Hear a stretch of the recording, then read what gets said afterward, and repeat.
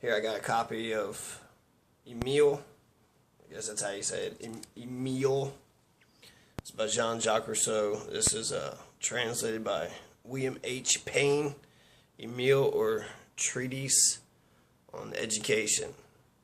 This is Jacques Rousseau's most important work, according to him, on education. This is how he believes that we should educate our youth. And he has an education plan for the first 4 books, or 5, for Emile. This is his imaginary son. And then the last chapter is for Sophie, his imaginary, Emile's imaginary wife. And so this is the beginning of Emile. This is the very first words of it.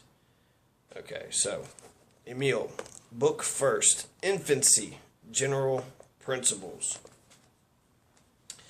Everything is good as it comes from the hands of the author of nature, but everything degenerates in the hands of man. He forces one country to nourish the productions of another, one tree to bear the fruits of another. He mingles and confounds the climates, the elements, the seasons.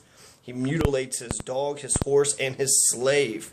He overturns everything, disfigures everything. He loves deformity, monsters. He will have nothing as nature made it, not even man. Like a saddle horse, man must be trained for man's service. He must be made over according to his fancy, like a tree in his garden.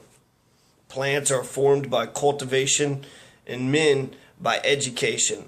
Had man been born tall and strong, his stature and strength would have been useless to him until he had been taught to use them. They would have been injurious to him by preventing others from thinking of assisting him. And left to himself, he would have died of want before he had known his needs. People pity the lot of the child. They do not see that the human race would have perished if man had not begun by being a child. We're born weak. We have need of strength. We are born destitute of everything. We have need of assistance. We are born stupid. We have need of judgment. All that we have not at our birth, but which we need when we are grown, is given us by education. We derive this education from nature, from men, or from things. The internal development of our faculties and organs is the education of nature. The use which we learn to make of this development is the education of men, while the acquisition of personal experience from the objects that affect us is the education of things. Each one of us is thus formed by 3 kinds of teachers. The pupil, in whom their different lessons are at variance, is badly educated and will never be in harmony with himself, while he, in whom they all agree, in whom they all tend to the same end, he alone moves toward his destiny and consistently lives. He alone is well educated. Now, of these 3 different educations, that of nature is entirely independent of ourselves, while that of things depends on ourselves only in certain respects. The education we receive of men is the only one of which we are truly the masters. But even this is true only in theory. For who can hope to have the entire direction of the conversation and acts of those who surround a child? As soon, then, as education becomes an art, it is well nigh impossible for it to succeed, for no one has in his control all the conditions necessary for its success. All that can be done by dint of effort is to approach the final purpose as nearly as possible, but to attain it we must be aided by fortune. So he talks about nature, and he goes on, there's a million different distinctions, but this is Jacques Rousseau. This is the beginning of the Enlightenment. This brings on the French Revolution. As soon as he published this book, as soon as this book went out to the public, in Paris and Switzerland, they were burning his book, and he had to run into exile. What did he say? He says that we are born good in the hands of the author. Everything that is created by the hands of the author, i.e., God, is good, and it degenerates in the hands of man. So society, people, corrupt that which is naturally good in us. He is the perfect foil for Hobbes. Hobbes says that we are at a war, that man is born evil. Therefore, we need a Leviathan, we need a strong government to force everybody into compliance so everybody is good. And since we're born evil, it's a war against everybody. And life without government would be short, solitary, brutish. It'd be bad. It'd be really bad. And so he says the opposite. He says that we're born good. Human nature. What is our human nature? And we probably won't ever get to the bottom of that question. It's probably a synthesis between the two. Sort of like socialism and capitalism. Are we born good or are we born evil? We're probably born capable of doing either one.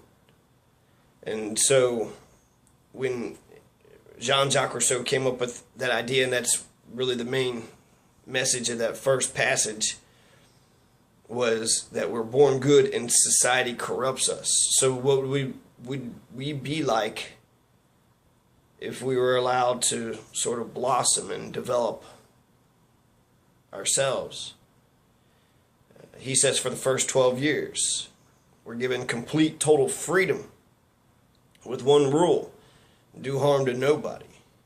But we don't even follow that. Rousseau hasn't even been considered in America. We haven't even considered Rousseau. You go to public school and you're told what to do. You're fashioned to think in such a way. The authority figures are right. Dictators are right. No democracy. Do not work with your peers. You need to be in competition with your peers. And only a few can succeed and do really well. You need a bell curve. Only a few can make those A's. The rest, it's a Hunger Games. It's a type of social Hunger Games. But I just wanted to read the beginning of Emile, Jean-Jacques Rousseau. I think it's pretty good how he talks about everything degenerates in the hands of man. Man wants to change everything. Change the land, change the way the animals operate, make them domesticated, obedient, and even people. They want to change people. But he says nature, and he actually dedicates this to the mothers. And this is in French. This is pre-revolutionary France, where over half of the babies didn't even get to see their adulthood anyways. So they were all dying, and they were having to go be educated. The boys were going to school, and then the girls were going to the nunnery or to the convent or something. I don't know. The boys were going to the school. But why were they being fashioned to think such a way to be little adults when half of them didn't even reach adulthood? So, Emile, Jean-Jacques Rousseau, it's the other half of the state of nature. He also wrote The Social Contract and a bunch of other stuff. But it's the other half that America hasn't even considered yet. So, Jonathan Masters, first 2 pages of Emile. Peace.